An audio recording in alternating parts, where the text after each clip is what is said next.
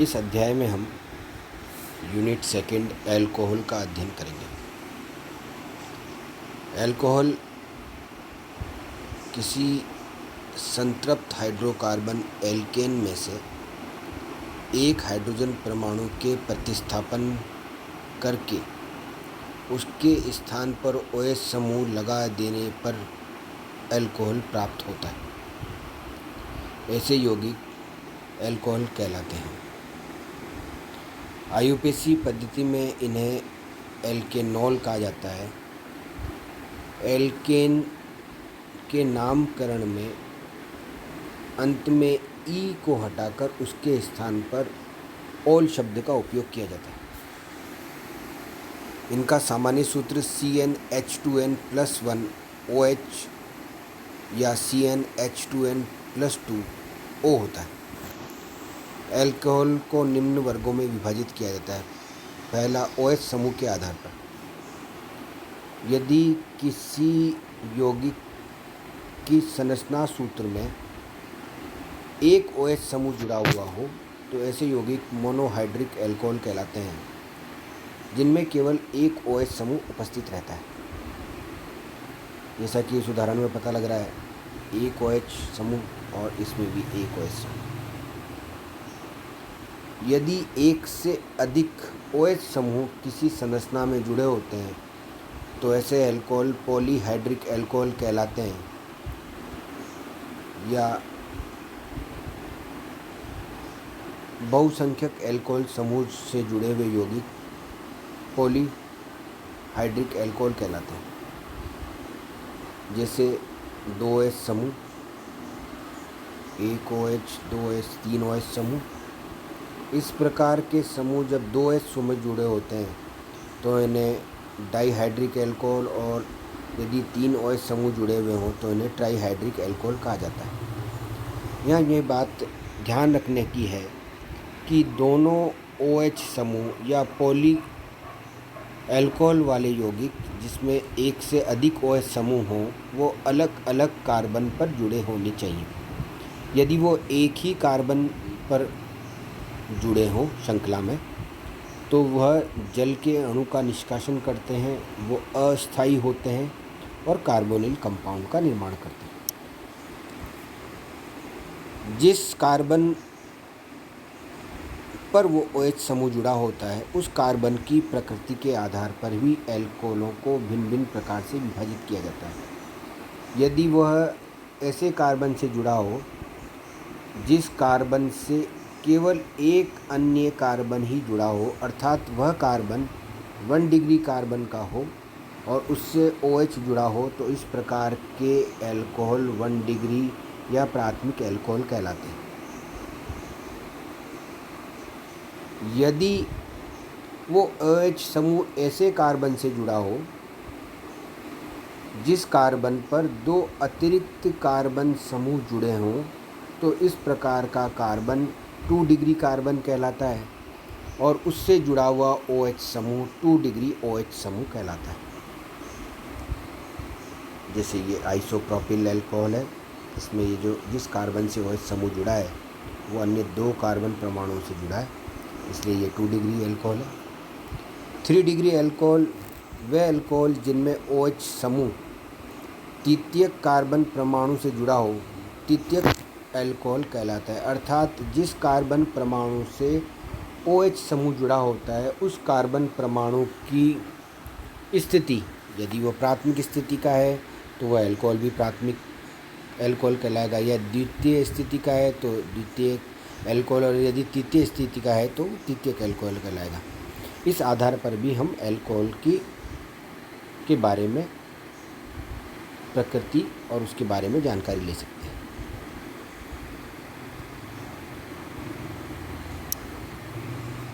Alcohol का नामकरण। साधारणतः अल्कोहल का नाम लिखते समय एल्किल समूह के नाम के पश्चात अल्कोहल लिख दिया जाता है, किंतु व्युत्पन्न पद्धति में उन्हें कार्बिनोल का नाम का व्युत्पन्न माना जाता है, जबकि आईयूपीएसी पद्धति में किसी एल्केन समूह के सफिक्स में से ई को हटाकर उसके स्थान पर ऑल शब्द का अनुलग्न में यूज़ किया जाता है।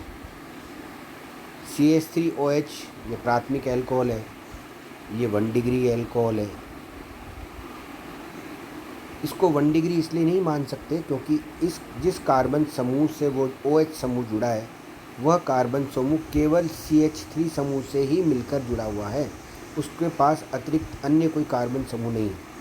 इसको इस श्रृंखला का पहला सदस्य मानते हुए साधारण नाम मेथिल एल्कोहल और इसका व्युत्पन्न नाम कार्बिनोल, अर्थात सभी एल्कोहल इसके व्युत्पन्न होते हैं और इसका IUPAC नाम मेथेनॉल है। जबकि CH3CH2OH इसमें जिस कार्बन से OH समूह जुड़ा हुआ है उस कार्बन से एक अतिरिक्त CH3 समूह जुड़ा हुआ है, अतः इसे 1 डिग्री एल्कोहल कहते हैं। इसका नाम साधारण नाम एथिल एल्कोहल है और चूँकि ये कार्बिनोल का व्युत्पन्न है इसलिए मेथिल कार्बिनोल और इसका नाम एथेनॉल है। जब हम इस उदाहरण को देखते हैं तो इसमें हम पाते हैं कि इसमें 3 कार्बन श्रृंखला है और बीच वाले कार्बन पर OH जुड़ा हुआ है। चूँकि बीच वाला कार्बन अतिरिक्त 2 कार्बन से जुड़ा है इसलिए 2 डिग्री एल्कोहल है। इसका साधारण नाम आइसोप्रोपिल एल्कोहल है, जबकि इसका व्युत्पन्न नाम डाईमिथाइल कार्बिनोल है।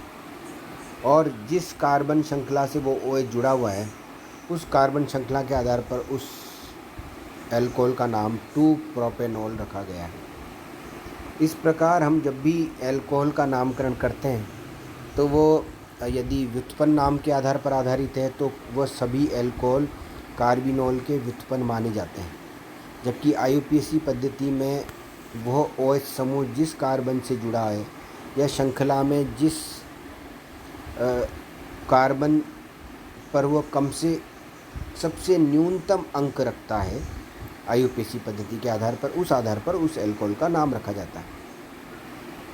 इस एल्कोहल में चूँकि ये टर्सरी एल्कोहल है इसलिए इसका साधारण नाम टर्सरी ब्यूटिल एल्कोहल है और चूँकि ये व्युत्पन्न नाम की बात करें तो ट्राईमिथाइल कार्बिनोल इसका नाम है और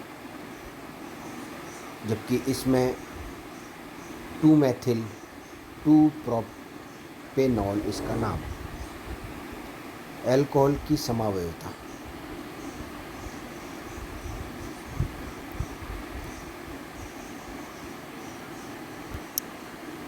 एल्कोहल की समावयवता से हमारा अर्थ है कि वो OH समूह यदि किसी श्रृंखला में जुड़ा है और वह OH समूह अपना स्थान परिवर्तन करता है और परिवर्तन के कारण उसके संरचना के नामकरण में परिवर्तित हो जाता है तो इस प्रकार इसे हम समावयवता कहते हैं। यदि OH समूह अपनी स्थिति परिवर्तन कर लेता है जैसे 1-ब्यूटेनॉल और वो 2 डिग्री कार्बन से जुड़ता है तो 2-ब्यूटेनॉल, इस प्रकार OH के समूह की स्थिति परिवर्तित होने से इस प्रकार की समावयवता स्थिति समावयवता कहलाती है। जबकि क्रियात्मक समूह समावयवता OH समूह का क्रियात्मक समूह ईथर है। जब भी हम किसी समावयवता का अध्ययन करते हैं तो इस बात का अध्ययन करते हैं कि उसके संरचना में जितने परमाणु उपस्थित होते हैं उतनी ही संख्या में अन्य संरचना में होने चाहिए। इसी आधार पर एल्कोहल का क्रियात्मक समूह ईथर है। जबकि श्रृंखला समावयवता एक तरह से स्थिति से मिलती जुलती समावयवता है, परंतु इसमें केवल उस OH का स्थान पूर्व श्रृंखला के स्थान पर ही रहता है, परंतु श्रृंखला की लंबाई छोटी या बड़ी की जा सकती है ताकि उसके नामकरण में परिवर्तित हो सके। जबकि प्रकाश समावयवता, जब भी हम किसी एल्कोहल की समावयवता को प्रकाशीय अध्ययन करते हैं तो हम उसे दर्पण पे देखते हैं और दर्पण में देखने पर यदि वह अपनी संरचना में परिवर्तित करता है तो इस प्रकार की समावयवता प्रकाशीय समावयवता कहलाती है। इस उदाहरण में हम देखते हैं कि ये एक 2-ब्यूटेनॉल है और इसमें जो दूसरे नंबर का 2 डिग्री एल्कोहल है, दूसरे नंबर के कार्बन पे एक तरफ OH समूह है, एक तरफ H है और एक तरफ CH3 और एक तरफ CH2। इस तरह ये कार्बन एक कीरेल कार्बन है और कीरेल कार्बन में H और OH की स्थिति परिवर्तन से इस प्रकार की समावयवता बनती है। अतः जब भी हम किसी एल्कोहल का नामकरण करेंगे तो हमें ये ध्यान रखना है कि OH की स्थिति यदि परिवर्तित हो रही है तो वो स्थिति समावयवता है, और यदि OH की स्थिति परिवर्तित नहीं हो रही है, केवल श्रृंखला में ही परिवर्तन हो रहा है, तो इस प्रकार की समावयवता श्रृंखला समावयवता है। नामकरण करते वक्त हमें ये ध्यान रखना है कि एल्कोहल केवल वही यौगिक होते हैं जिस कार्बन से वो जुड़े हैं, और जिस कार्बन पर संकरण sp3 होता है तो ऐसे यौगिक एल्कोहल कहलाते हैं। यदि कार्बन का संकरण sp3 नहीं है तो इस प्रकार के यौगिक एल्कोहल नहीं कहलाते। इसका एक अच्छा उदाहरण फिनॉल है। इसमें बेंजीन रिंग पर एक OH समूह जुड़ा है। इसका नामकरण हम एल्कोहल नहीं कर सकते क्योंकि जिस कार्बन से ये जुड़ा रहता है वो कार्बन sp2 कार्बन है, जबकि एल्कोहल के लिए आवश्यक है कि वो जिस कार्बन से जुड़ा हो वो कार्बन sp3 संकरण वाला होना चाहिए।